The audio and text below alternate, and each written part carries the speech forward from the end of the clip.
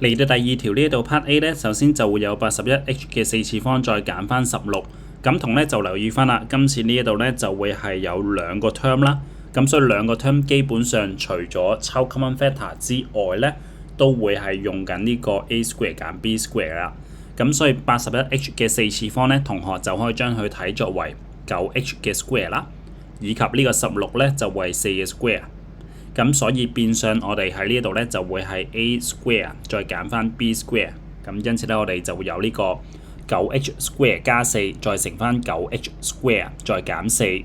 咁同咧就留意住啦，未 fact 完㗎，因為後邊呢一嚿咧係可以 fact 到㗎，咁所以前邊嗰度咧就冇得 fact 㗎啦。今次我哋就會有 9h square 再加4，後邊嗰度咧就會係 3h 減2再乘翻呢個咧就會係 3h 加2，咁以下呢個咧就會係答案。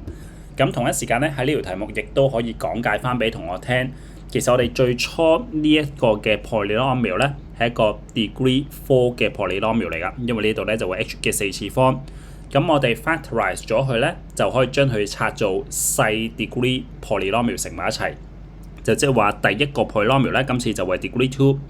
然之後咧就乘緊一個就會係 degree 1嘅 polynomial， 再乘緊一個 degree 1嘅 polynomial。咁呢度咧同學都要知道 factorization 其中一個咧就係將大 degree 嘅 polynomial 咧就拆做細 degree 嘅 polynomial 嘅 product 㗎。咁之後去到 part B 咧，我哋就會有 x 嘅5次方再減翻 x cube 再減翻呢個 12x。咁呢度咧第一個步驟就睇翻有冇 common factor 可以抽出嚟啦。咁我哋今次咧就將個 x 咧就抽出嚟，咁入邊咧就會係 x 嘅4次方再減翻 x square 再減翻呢個12。咁同咧就唔需要見到呢個 x 嘅4次方就好驚啊！咁我用右手邊去睇翻，如果我今次咧就將 x square 就睇作為 y 嘅話，就即係中間呢個咧就會係 y 啦。咁所以我哋喺以下呢個位置咧就會得知道 x 嘅4次方咧其實就會係 y 嘅 square 嚟㗎。咁所以變相我哋就可以將以下呢個 polynomial 入邊呢個咧就睇作為 y 嘅 square 再減 y 再減翻12。咁令到 cross method 咧，同學就會得知道呢個咧就會係 y 減4再乘翻呢個 y 加3啦。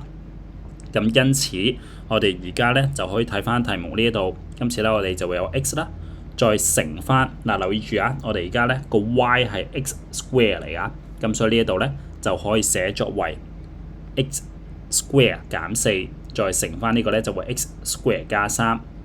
好啦，咁嚟到呢一度做完未咧？咁大家都要睇翻仲有冇得 fact 㗎。咁今次咧再有得 fact 㗎，因為呢一度咧就會 x square 減4嚟㗎嘛。咁所以咧我哋就可以將佢睇作為就係 x 減2再乘翻呢個咧就會 x 加2。咁後邊 x square 加3咧冇得 fact 㗎啦。咁呢個咧就會係答案。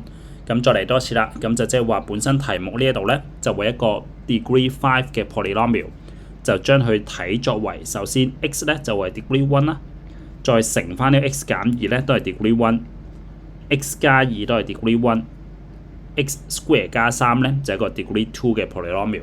咁所以咧我哋就可以將呢一個 degree 5咧就拆做以下呢啲嘅 product 㗎。咁之後呢一條咧就會係 16r square 再減翻 s square 再加翻呢個 12r 再減翻呢個 3s。咁留意住啦，今次呢一度咧係一個 degree 2嘅 polynomial 嚟㗎啦，因為佢最大都係 degree 2嘅啫。咁所以變相佢 factorize 咗佢咧就會變咗係一個 degree 1再乘 degree 1嘅。咁同一時間同學都要留意得到，今次呢一度咧我哋有4個 term。咁如果4個 term 嘅話咧都係要做分組㗎啦。咁啊根據經驗啦，今次呢一度咧就分做2個搭2個，咁所以前邊呢2個搭埋出嚟咧就會係 4r 減 s 再乘翻呢個 4r 再加 s。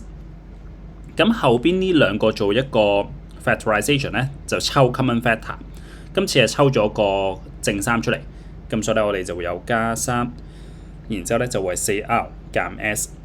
喺呢一度會見得到就會係以下呢個括號就作為一個 common factor， 就再將佢扯翻出嚟。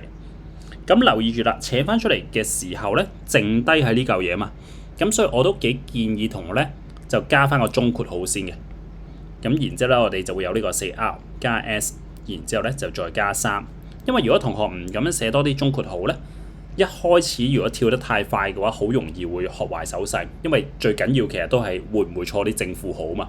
咁你個括號就會影響啲正負號。咁所以我都幾建議同咧就咁樣寫翻。好啦，咁啊再 simplify 翻去啦。今次就會係 4R 減 S， 以及呢一度咧就唔要中括號啦。今次就真係咁啊，呢度細括號入邊拆咗佢啦。咁所以剩低咧就會係 4R 加 S 再加3。咁呢個咧就會答案。再睇多次啦，題目呢一度咧係一個 degree 2 polynomial， 今次咧就將佢拆咗做 degree 1，再乘翻一個咧就會係 degree 1㗎。